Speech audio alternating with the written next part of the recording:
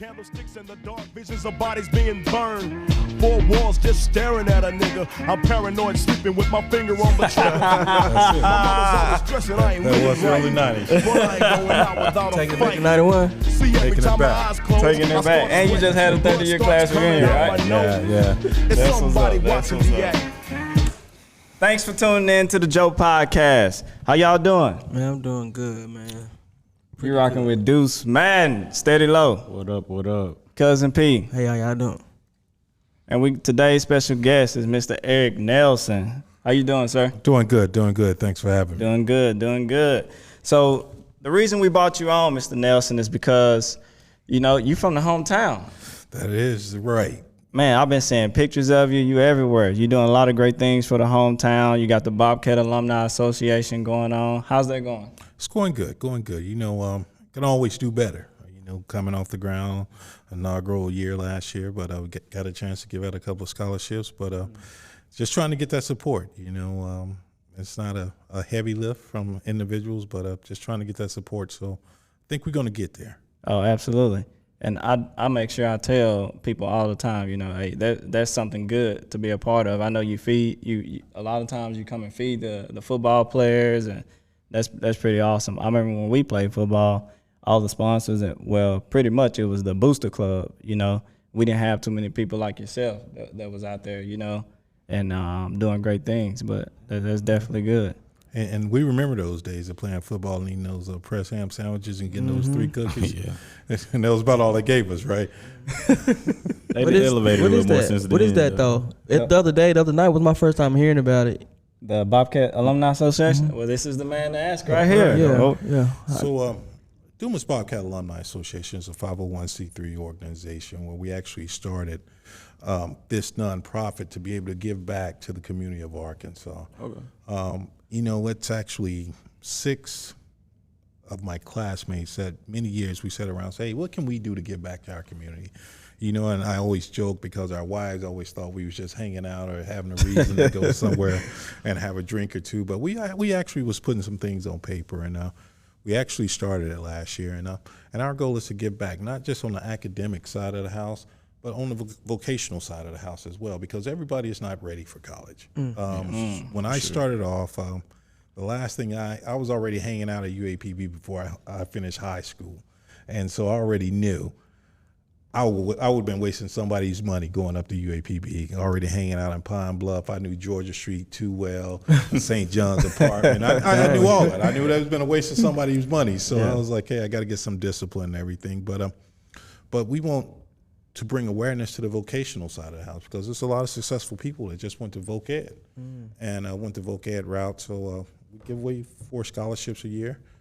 2 of those are voc ed and 2 are academic. And at the same time, as he spoke of, we try to stick to an educational thing, but we do support the athletes. And I can honestly tell you, it ain't too many people that can call us from Dumas that we won't support, just because how we feel about the hometown. For sure, that's a blessing. That's good. That's a blessing. So you just said some good things there. So right after high school, what did you do? Right after high school, I joined the Marine Corps.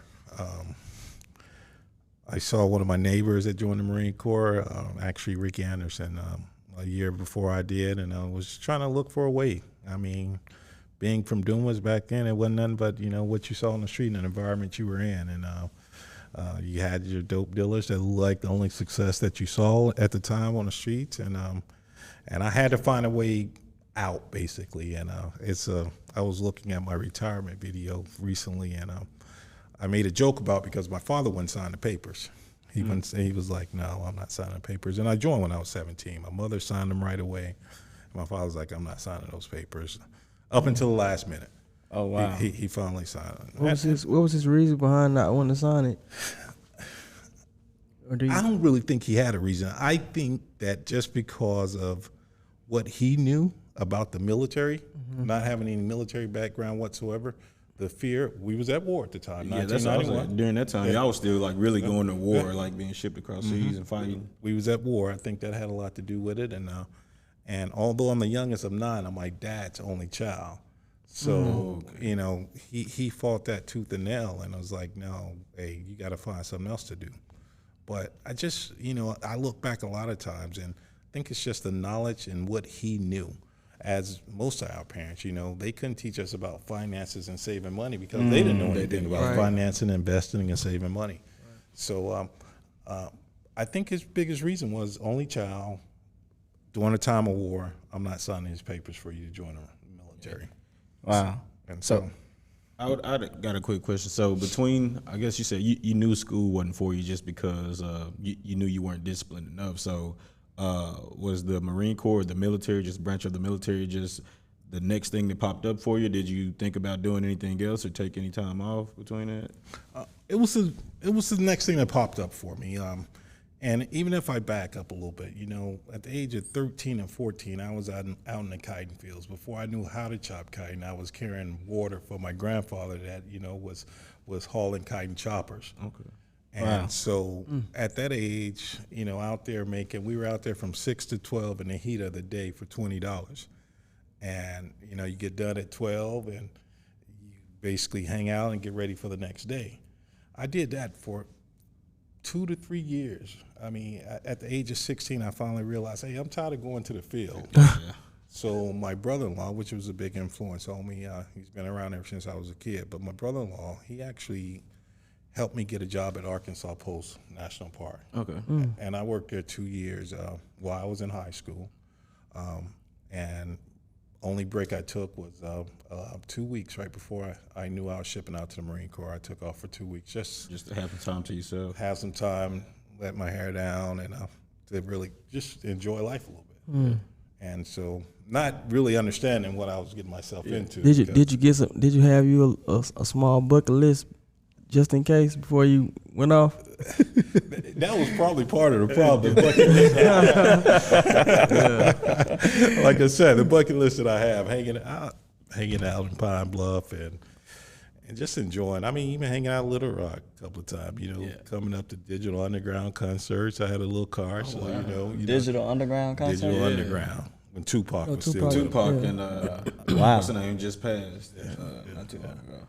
What is it to do with that? Shock G. What I guess what type of job requirements or is there for a 16, 17-year-old to do at the Arkansas Post? Like, what does that entail? I was actually a student aide, and a student employee, and it's cutting grass, picking up limbs, washing signs, like park maintenance and things. Park maintenance. Gotcha. Just on the maintenance side of the house. So dodging snakes, all that good stuff. That's another thing.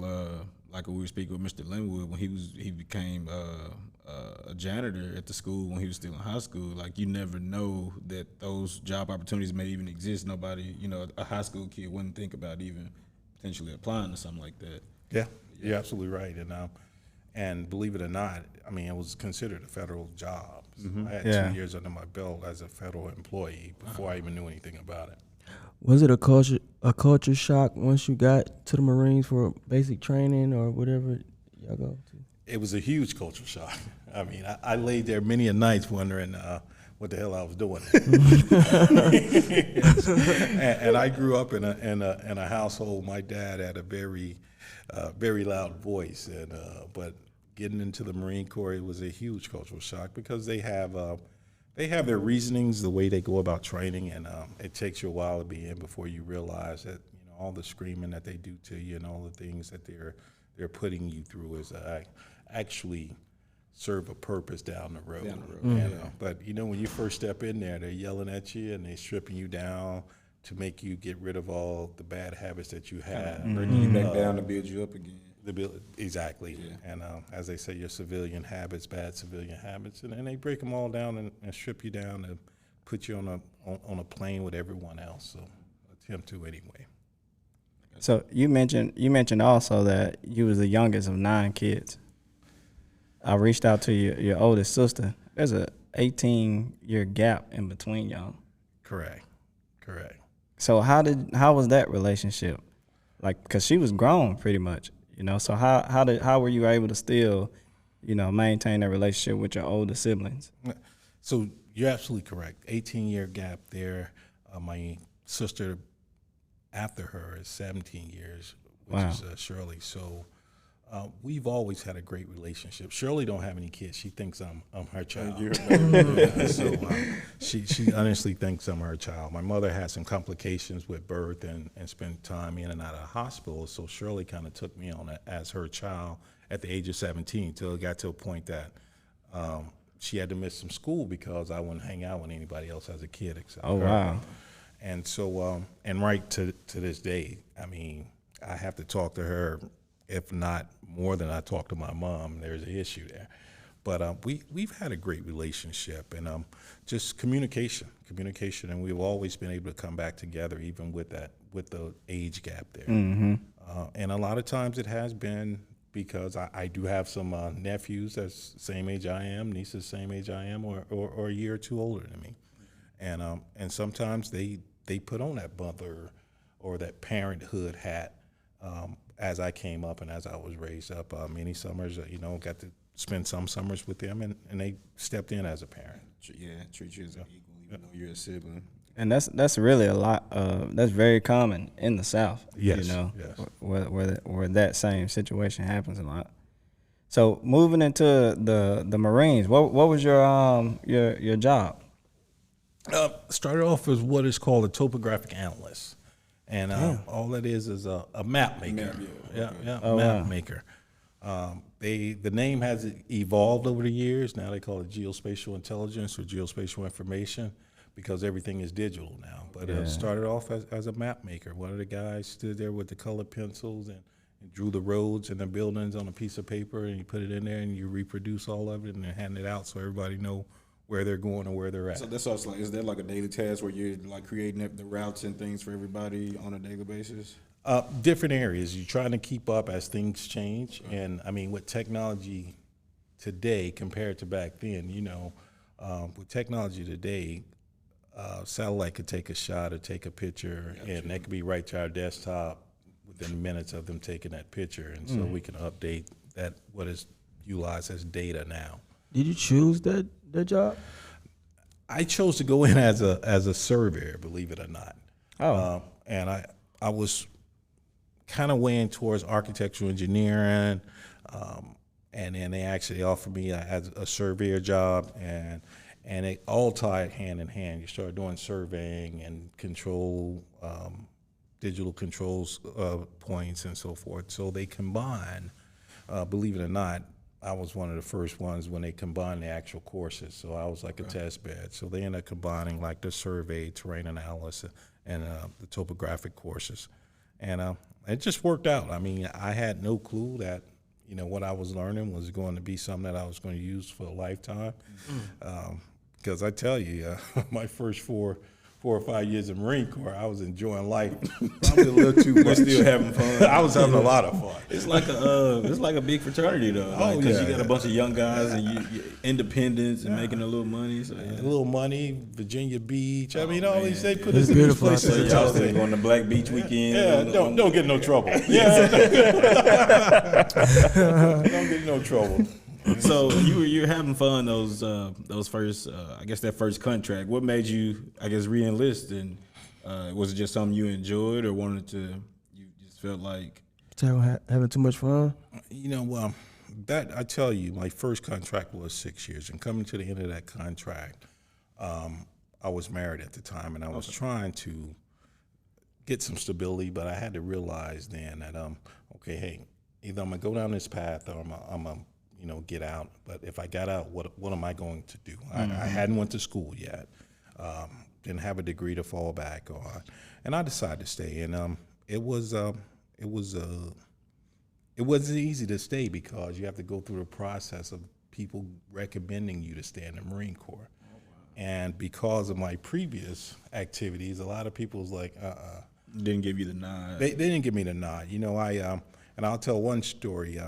There was a brother, and I call his name Darren Chestnut. He was a staff sergeant when I first came in the Marine Corps and got to North Carolina. And we're great friends now, but when I first joined, I couldn't stand this guy. And the reason I couldn't stand the guy was in this community, it wasn't that many blacks, very few blacks. So out of a platoon of 40 or 50 people, it was about 5 or 6 of us. Wow. He was a brother that was from Baltimore, and you talk about being tough and street. He was from Baltimore. Inner city guy. Inner city type guy. And this guy was so tough on me that if I saw him coming down the hall, I would turn and go the other way.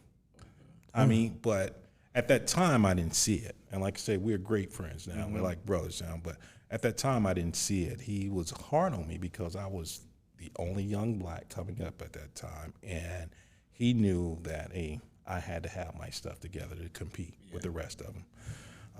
Many things he did, I was like, this guy, you know, I could bring him up on charges or something these days, but it all panned out. And he just actually told me a story about 10 years ago. We were down in Dallas for a football game, and we were sitting around eating breakfast. And when my re-enlistment package came up, the CEO of the company, commanding officer of the company, was like, I'm not going to sign off on this. I'm not going to give him the head nod. And so at that time, Darren was over the platoon that fell under the company, and they called Darren, and they was like, hey, why should we sign this? And they asked him a question. We deployed in two people teams at that time. And they asked him the question and say, hey, would you deploy with him? Would you deploy with Nelson? And he told them no. He's like, I wouldn't deploy with him. I feel confident enough that I would send him by himself if I had to. And so, I mean, it touched my heart, but I didn't know that story until 10 years ago. Wow. And it brings it full circle, you know, because like I said, I could not stand this guy. I took a physical fitness test one morning. I did 20 pull-ups and got 100 points, and he told me I was lying. You didn't do 20 pull-ups. So he made me take my jacket off and go back in on a pull-up bar, and I did like 18 because I'm at muscle failure. Yeah, you're at muscle failure. And he gonna tell me like, all right, I'll give you 20. No, you ain't give me 20. But I mean, great friend of mine now. Great friend of mine. Great story though. Wow, that's pretty cool though. And so where is he originally from? You said he from DC. Did he retire? And go back to Baltimore. He's from Baltimore. He's retired now, and he actually lives in North Carolina now. Wow. He's working for the government, doing the same type of work that we do. But he actually retired out of the Marine Corps after 20 years, and he's living in North Carolina, Jacksonville, North Carolina now. Wow. And so what year did you actually retire from the Marines? In 2011. In 2011. 2011. So from 2011 up until now, what was that transition like, leaving the Marines for doing that for how many years? For 20 years. For 20 years? 20 years. 20 years, getting out of the military, getting into the civilian life. What was that like? It was, it's not an easy transition. I'm one that I said that I've always planned for the transition because I knew it was coming one day. You get a lot of people in the military, especially after being for a little while, that can't make that transition and have a hard time. But I've always planned for the transition. I was in a good place in 2011 in the Marine Corps. I was moving up the ranks, had no one in front of me to keep me from getting promoted. But it came down to a point that I had an opportunity, and what I wanted to do was transition with that opportunity before I got too old and set in my Marine Corps ways, because a lot of times after 30 years, it's hard to come out, and next thing you know, you might walk in and have to work for a 24, 25-year-old kid, and you've been at the top of the pyramid all, for the last 30 years, and now you got issues. Yeah. But I've always planned for my transition out of the Marine Corps, that one day it was going to come, and I didn't want to do the 30 years and then walk out.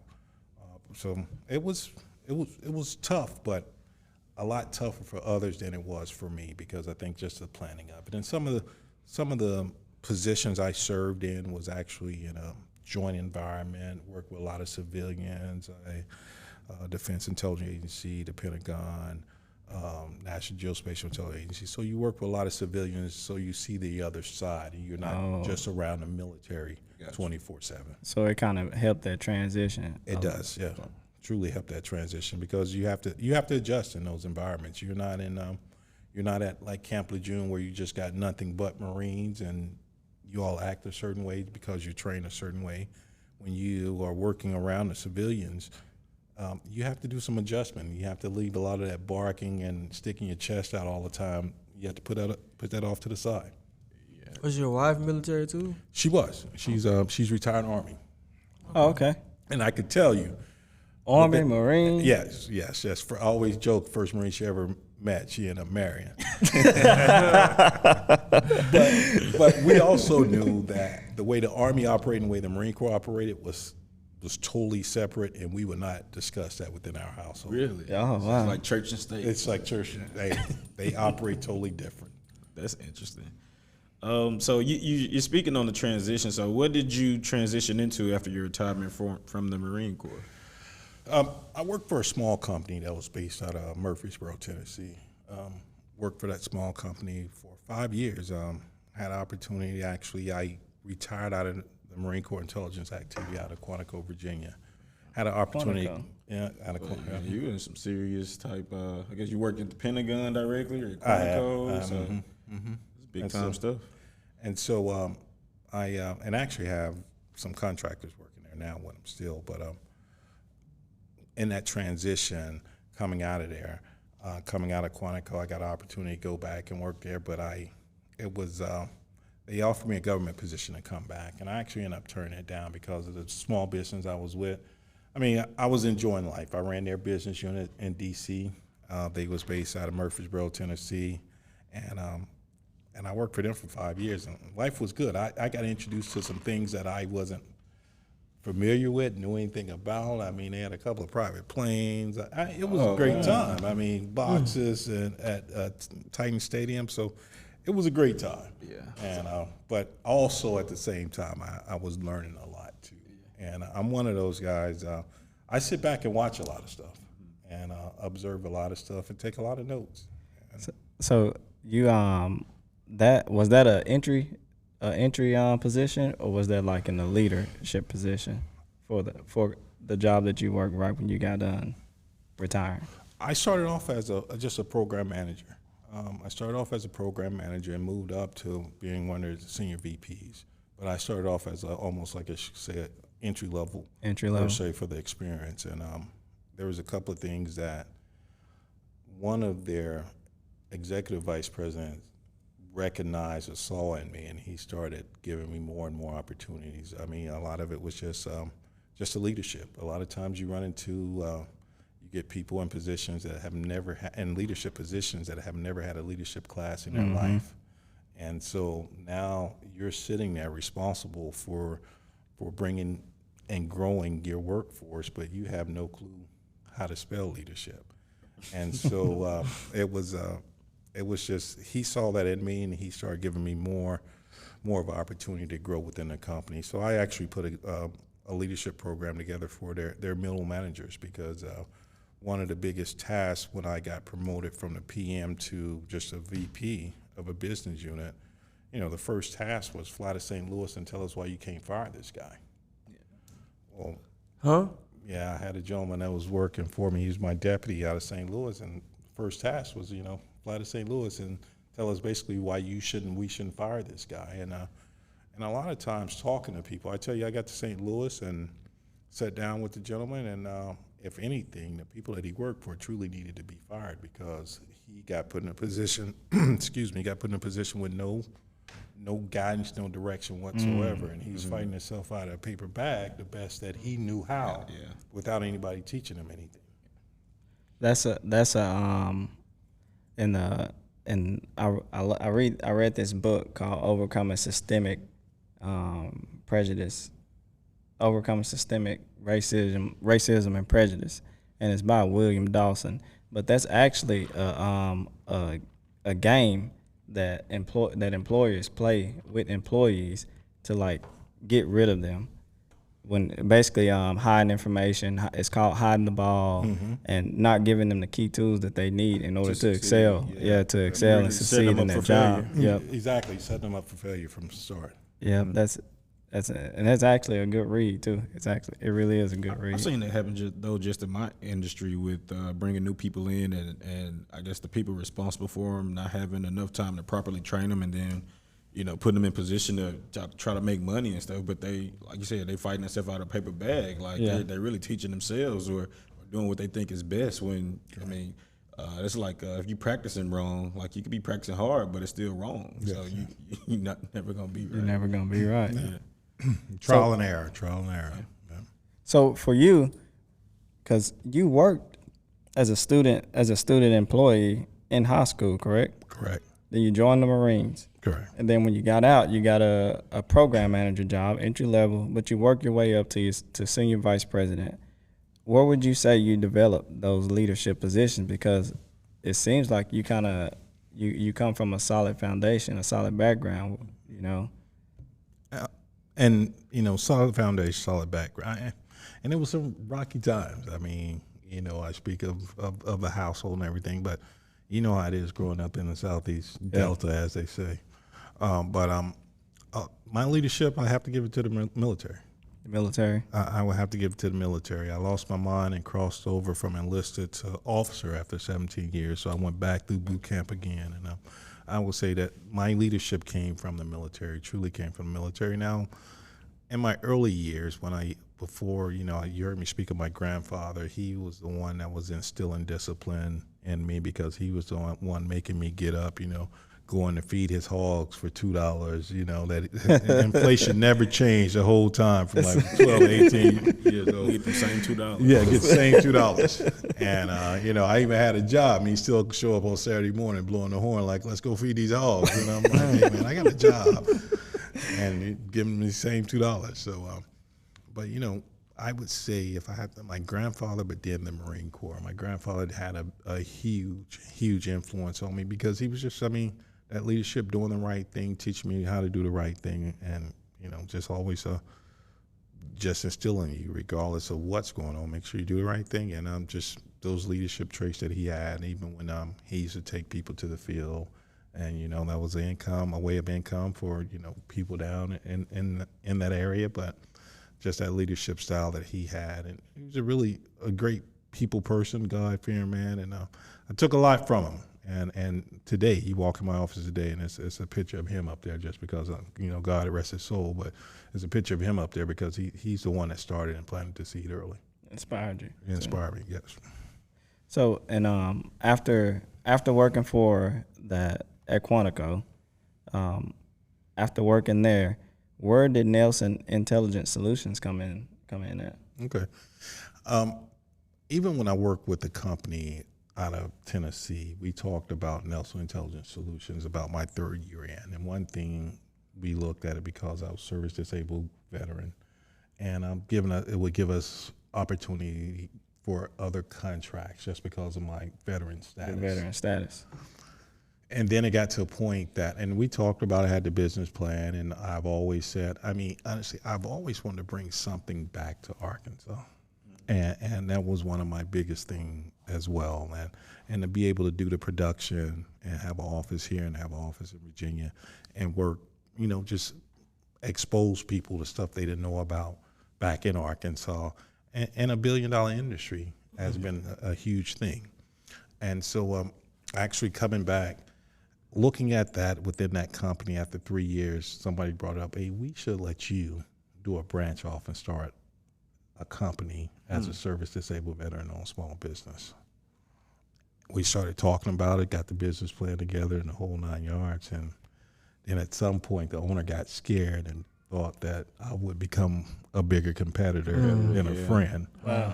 And so they backed off of it. I kept the plan. I dusted off, made some adjustment, made some changes, took some things I learned from watching them do things, and made some adjustments. And in 2016, I pulled it off the shelf. And as Steve Harvey said, took that leap off that cliff, you know. Was it difficult to do it once they backed off, or you still had some assistance with getting it off the ground? It was difficult. I'm gonna tell you, it's difficult, and I have had a lot of friends say, "Hey, we're gonna start our own business." Very smart individuals, a hell of a lot smarter than I am, and but they're afraid to take that leap. And I tell you, it's a fearful thing because a lot of times you got to figure out, okay, hey, how you gonna feed your family? What you gonna do? And I can tell you, you know, first couple of years I started my business, I was driving Uber at night. Really? And just to make ends meet, because you know your wife only gonna look at you for so long, like, hey, you got to do something. Yeah, do something. Around. Yeah, you got to do something. And so I got out there and drove Uber at night just to bring in some extra funds, but and to the point that I actually went on site and and actually work myself too as an employee. As an employee. What's that like as far as your day to day as an employee? Like what was that like? It's hard because it takes away from the business development side of the house now, because I mean, you might go in and put 8 hours in on site because they don't care about what you got to do paperwork wise, business development wise. They just want those 8 hours. So when you go on site, you know, you provide those 8 hours, and then after that, you know, paperwork, documentation, if you got to write a proposal, all that is done after that. And so it could be a lot. It could be a heavy lift, but and you just got to stay at it and stay prayed up and blessed. I mean, because you have to go at it, and it takes a lot of patience, because everything that won't happen overnight as well. Because if you look back at it, the company that wanted me to do the spinoff initially, normally when they do that, they will provide you at work and set you up so that you could be successful. But after I decided to step off on my own, now I got to go back and re-engage and build these relationships and get somebody to give me an opportunity to work with them. Because what they don't tell you a lot of times when they tell you, hey, we're here for these veteran-owned small businesses. If you want to get out there, become an entrepreneur, we're going to give you all this money. They're not going to give you all that money. Not until you can show that you're making some type of money. And so they may give you a couple of dollars, but it's not a lot.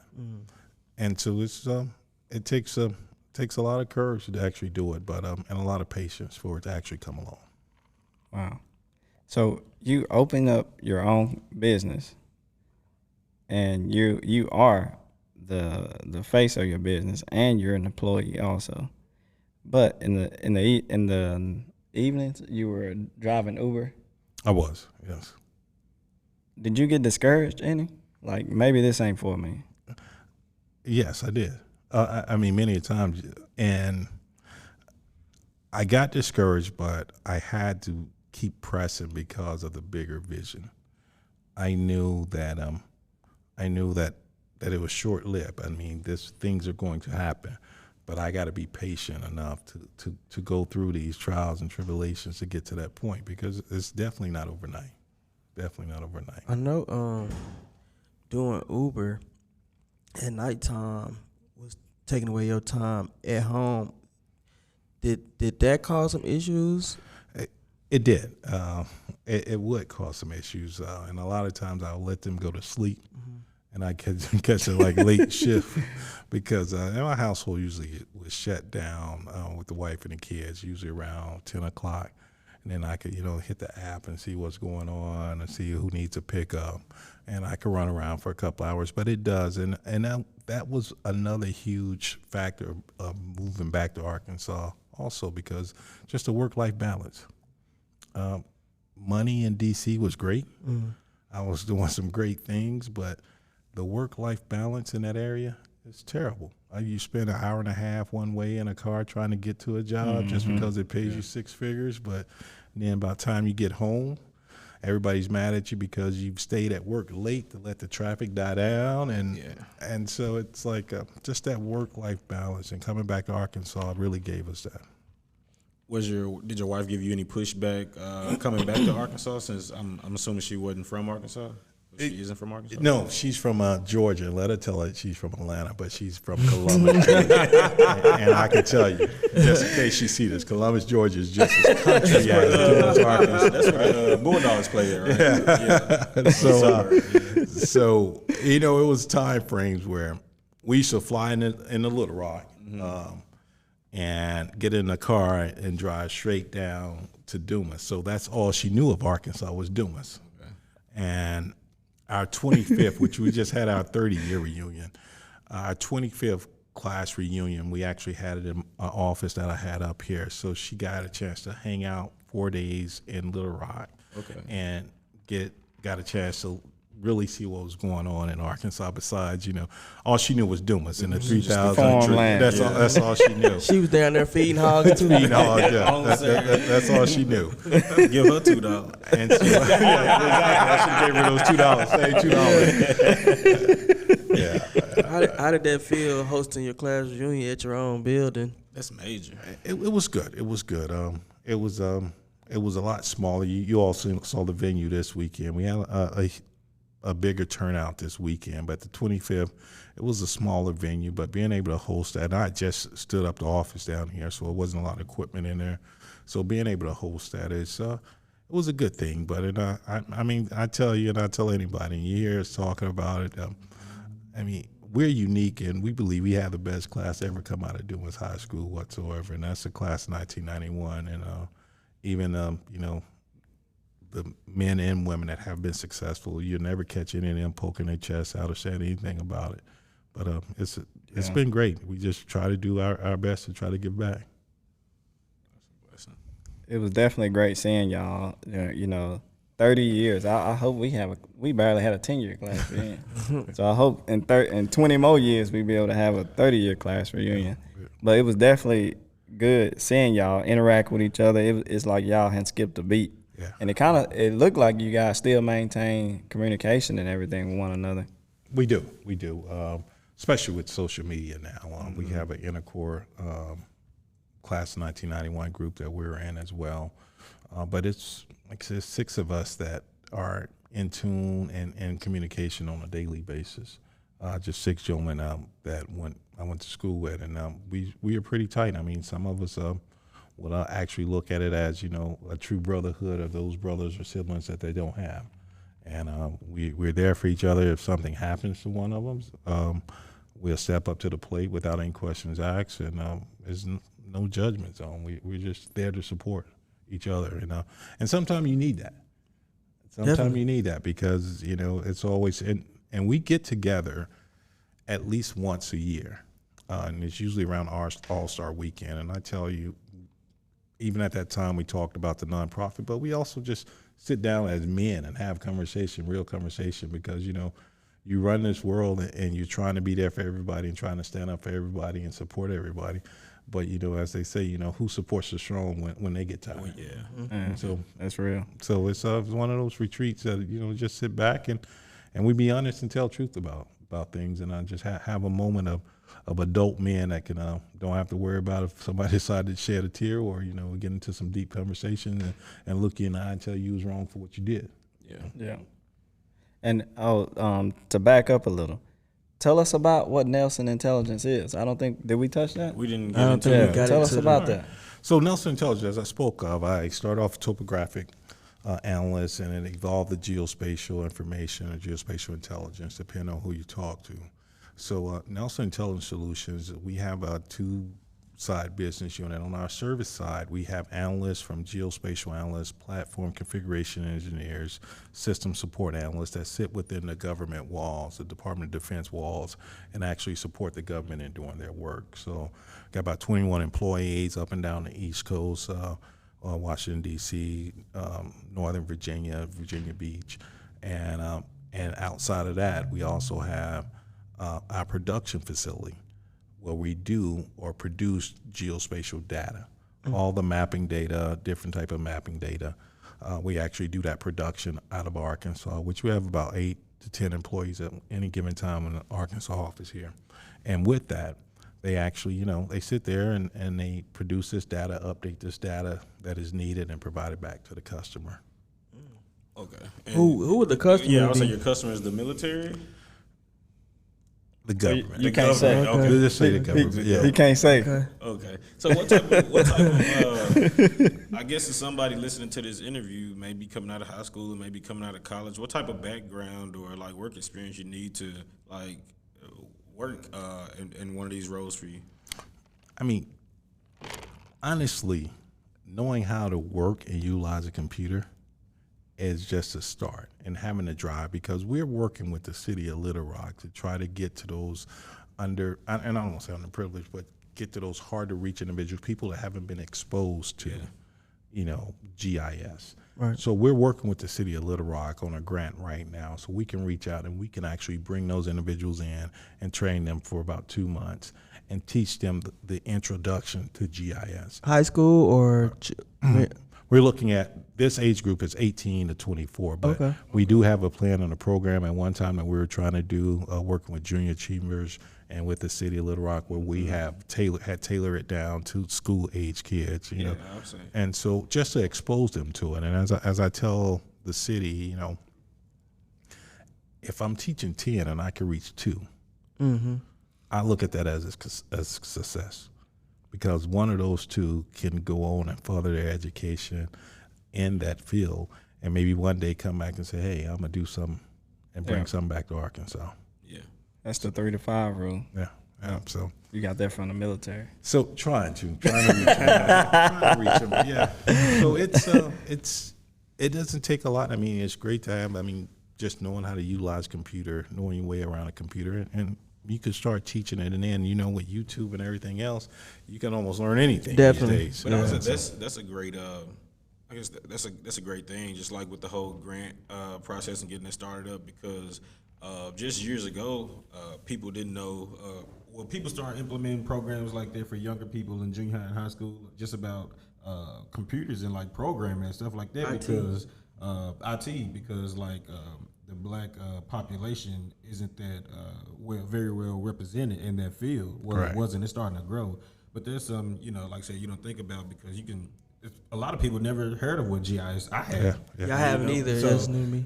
But you give people that 2 week or that month or 2 month exposure and things like that to see if they're interested in something like that, and maybe, you know, that's something to kind of build the area.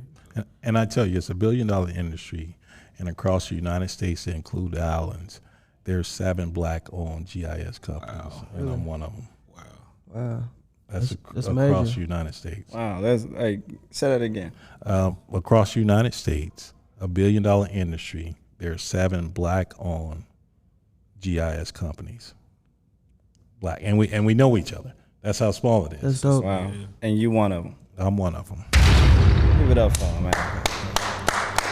Man, that's dope. So do y'all do like yearly conferences or things like that? How did you get familiar with the other black people in the industry, black owners? The leader in the industry is ESRI, Environmental Services Research. I can't think of the I, but ESRI is the leader in the industry. And we are one of their specialty small business partners. So they have a conference every year. And they realize, and they also identified that we need more diversity within this community. Mm-hmm. So the last time we actually got together, they actually had a whole panel about this specific, diversifying the GIS community. And so that's how we all come together, how we all know each other. But with them being the industry leaders, they kind of, every year they have their conferences and they kind of bring it together, and they actually put a team together to try to work on this issue. And so they brought us all together, talked about some of the things, some of the issues we run into, and some of the things that we could do better to get a little bit more exposure and so forth. Oh yeah, that's a blessing. The other 6 black intelligence locations, are they getting with their inner cities trying to do the same program that you're trying to do also? I'm not exactly sure on some. I know some of them have different type of programs. There's one out of Chicago that I know that does a lot of work with the city as well. Some of the other ones, one is down in Jamaica, so I'm not exactly sure what they're doing, but some of them are doing that. And ones in D.C., a lot of times, you know, no one really is from D.C. They just happen to be transplanted there. So, you know, unlike, you know, of course, coming back home and everything like that. So, Well, I'm definitely glad that you're a voice in the room when those diversity conversations are being had, and, you know, someone that's representing from Arkansas and coming back to Arkansas to do things and help the industry grow. thanks. That's major. So when you're in the room and you're having that conversation about diversifying these jobs, and you're speaking from a place where you come from nothing, and you know what it's like for these people that absolutely has no idea about these type of jobs. What is that conversation? What is that like? I would say, and because where I came from, it's easy to have those conversations. I mean, of course, they throw some words out there, some slang that I might not be up on right about these days, you know. But you know, like up on fleek or whatever, like being Gucci. Yeah, I'm like, what do you mean being Gucci? You know, but we can't have those. We can't, because of my upbringing. I can't have those conversations. I can't actually get down to that level and take off the suit, take off the tie, and actually sit down and talk to them about the heart to heart, and I mean, because I could tell stories of me ripping and running the streets and doing some of the same things, and was just blessed that I didn't get caught up in something. You know, it was you look back and you're a minute or two from, you know, being in the wrong place at the wrong time and being caught by the wrong person at the wrong time. And so I could relate to them and talk to them and break it down into the actual, you know, layman's terms so that they can actually understand that. And I tell people, you know, a lot of times being in business is a huge salesman. Yes. And, you know, it's almost like a drug dealer. You know, a drug dealer is going to give you that sample for free the first time. Make you like it. Make you like it so you can come back. When you come back, you got to start paying. It's for gonna that. cost you. Yeah. You know, NIS, we'll do a little work for free the first time. Yeah. Okay, I see what you did there. And we build that relationship. You like what you got, and come back. Okay, we're going to have to charge you The this blue time. magic. So for the geospatial and the topographic, you mentioned earlier that you started off in the Marines as a surveyor.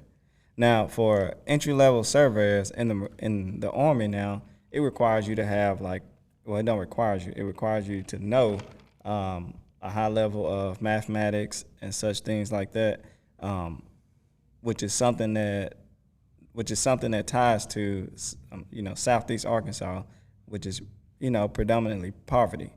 So in these areas or whatever, from the ground. And this is a question for everybody, from the ground up, how can we implement such programs within the community where, we're touching up on these math, arithmetic, reading skills and everything? And I know we're not educators at all, but, it's still a conversation that could be brought up among, I think it's just probably just reaching out and starting to build a relationship. When you build a relationship, then we can get to the point where how we implement those things. Yeah. Because intention is the most important thing, and what we want to see on down the line is improvement, and just hopefully the people that are in position to make those decisions have the same intention as well. Then it's just a conversation. And the school system, even in Dumas in the early 90s, they had advanced math classes. And for some reason, they threw me in an advanced math class, and I went along with it. And Mr. Bo Redden, I think God rest his soul now, but Mr. Bo Redden was the math teacher at that time at the high school, and I was in advanced classes to the point that by 12th grade year, I was in calculus in Dumas. And realizing that, hey, I'm not going to college. Why am I taking calculus? And so at that time, I decided to drop calculus. After the first semester, I was like, I don't need this. I'm going to Marine Corps. I just, bang, bang. I just need to know how to shoot. Not knowing at the time, that, hey, it pays off. But I dropped calculus, but I'd been in an advanced math class. And at that time also, they had at the young age, they had the Odyssey and the Olympics of the Mind, where you did the engineering problems and you competed across the state and so forth. But I think just getting that exposure and getting into some of those advanced math classes and being able to lean back on that and have that under your belt, because, like I said, I didn't know this path that I was taking. It was by God's grace. I mean, you look back and the way things line up and so forth. But a couple small decisions early on could change your life. Correct. Yeah. You're absolutely correct. And people like us being able to get down there and bridge the gap, because if a child don't know how I can benefit later with this class or knowing this stuff, then they won't be feel like interested. you. Why do I wasn't interested in math. Yeah. I hated math. Yeah. I mean, you get a lot of people I was in calculus and statistics and all that stuff, but I don't per se work in the field. I went to college, and you use it in your early on classes, but a lot of people don't go in the career field where they ever feel like is necessary sometimes. So, but you a lot of times you do have to show kids, especially, the uses and the purposes of taking this serious. Because, Why am I doing this? Yeah, exactly. So, what benefit it is to me. yeah, because the youth will dismiss a lot of stuff early on because they don't see the immediate benefit of it. Correct. And attitude reflect leadership. A lot of the leadership, they just in there getting a check, you know, so they're not really That's concerned. what I was going to say too. Not to bash on anybody, but like having those type of enrichment programs and higher level education classes for people. First of all, the student has to want to participate in it, and secondly, you got to find the educators that want to give their extra time to run these programs as well. Yes, So I mean, it's an all-in effort. People have to bring those type of opportunities to the table, and then you got to find educators that are willing to participate, and then students. You have to build that up to where you show them the benefits of wanting that. So. And another thing is coming from Southeast Arkansas, the South, I always feel like I had a upper hand because we have something that most places do not have, and that's those personable skills. You know, I'm a person that like to communicate and talk to people, interact with people, and everything. And I think that there alone to get you far in life, but you still have to have that, you know, those other skill assets and everything, you know. You have to have people skills to be a leader. And I want to touch on that too, like with you being a great leader and things like that, your upbringing, you running around a little bit, and then, you starting to take the military more serious and have more discipline and start to work for businesses and things like that. You can see both sides. I mean, it makes you a more understanding leader because you can understand a person more. Hey, I've been there, I've done this, I've been through these type of things, and you also have a business mindset as well. Yeah. And that's that leadership style. You know, a lot of people, they get stuck on that dictatorship leadership. Big eye, little you. Yeah. And that don't work with everyone. Yeah. And you got to be able to diversify. I tell them all the time, a lot of times you get asked that question, what's your leadership style? I mean, you have to diversify. You got to use all of them, and it depends on the situation, and it has been times that, in uniform, you have to step up and yell, like, and stick your chest out because that's what situation. That's totally different. But, that definitely ain't going to work out in the civilian world. Oh, definitely. Definitely. Yep.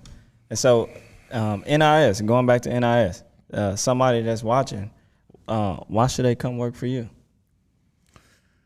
I mean, and I don't want to toot my own horn, but I no, you gotta. It's time to toot that horn. Major pain. But I take a personal interest in my employees, and I tell you, and this is from one of the employees just recently, the morale within our company is high. Because I take a personal interest in the employees that come in. And I also understand when you come in, I'm going to put a training package in place for you so that you have some type of growth. I don't want you to sit there and just push buttons. When you walk out the door of my building or you walk out from NIS, my job is to make sure you know more walking out than you did walking in. And now I got hit on that leadership piece at the last company I was at because I told them, the manager said, hey, your job should be to make sure that employee knows more walking out than they did walking in. But somebody said, well, you're encouraging people to leave. I'm not encouraging people to leave, but the reality of it is if you got a 22 to 24-year-old kid that's just starting their career, more than likely they're not going to be with your company for 40, 50 years. It's going to be a stepping stone. But what you want to do is instill in them the right characteristics and traits and training that once they leave and they go out there and explore these different other companies, that they come back and bring something back. Because they know. I mean, I have employees that are no longer, or former employees that are no longer with NIS that still reach out to, hey, can y'all do this? Can you do that? I mean, relationships. And it also puts a thing on their resume where, like, if that's what I was just about to say. A reputable company, people can see. There's like somebody going to a certain school or something. West Point. They said coming from the NIS. He come from the NIS. We want him. I know they're doing some. I take a personal interest in it, and sometimes I mean, you get the onesie twosies that you try to get, and they just want to be there and push a button. But for the most part, once you show those individuals that you're trying to invest in them, it makes them better employees and better analysts. Wow, that's awesome. Y'all hear that? So the JOAT podcast, you heard it first. All right. And in closing, y'all got anything else y'all want to touch up on before we? At first, I didn't know what it was, NIS. I didn't know anything about geospace technology and data and all that stuff. Okay. It was just good to sit down and learn about. He trying to get a job. and learn about ain't nothing wrong with that. The industry, and especially you being somebody from the hometown that I feel connected. You know what I'm saying? Mm-hmm. So it's good to shed that light. I know it's somebody out there, eyes wide open right now. That didn't know about these opportunities and in this field. So I just appreciate you sitting down with us, giving us some of your time. Yeah. Yeah, and same thing. Just to piggyback off that, I appreciate you giving us some of your time. You're running a business. I know you're a busy man, and you have a niche business company. But I just want to congratulate you again, just you being one of the 7 business owners in this whole industry. You being from Arkansas, specifically from Dumas, and then you taking your industry experience and coming back and bringing opportunities to Arkansas, which we see a lot of people that take what they, take their talents and take it from the South and never pour anything back into it. So I really appreciate you and commend you for that. Thank you. And if I may, I truly appreciate y'all having me out. It's great to see 3 young men that's really doing things, stepping out there and actually bringing this, and as we had conversation earlier, bridging that gap between that younger group and out there on the social media end of the house. It's really great, and I tell you, if there's anything that I can ever do to help you all out, assist you all out, please don't hesitate to give me a call. For sure, appreciate that. I'll definitely give you a call now. All right. And I'll answer. I got you. Lo, you gonna take us out? Yeah, yes, sir. So, wrapping up another episode of the Joe Podcast with Mr. Eric Bo Nelson from Dumas, Arkansas, military training and experience, running his own black-owned business out of Little Rock, Arkansas, with NIS Technologies. Thank you again for your time, sir. We out. Thank Mr. you. Joe, you're official tradesman. Thank you for coming on.